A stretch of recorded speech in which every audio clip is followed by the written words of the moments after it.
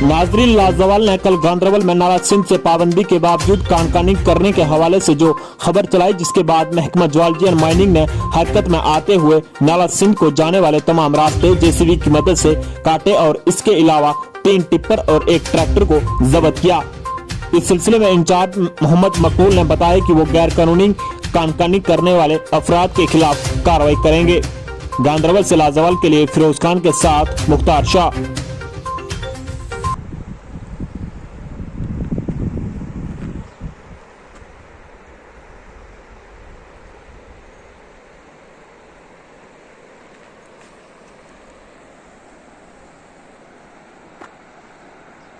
Şu rahat abrasa kırıyor.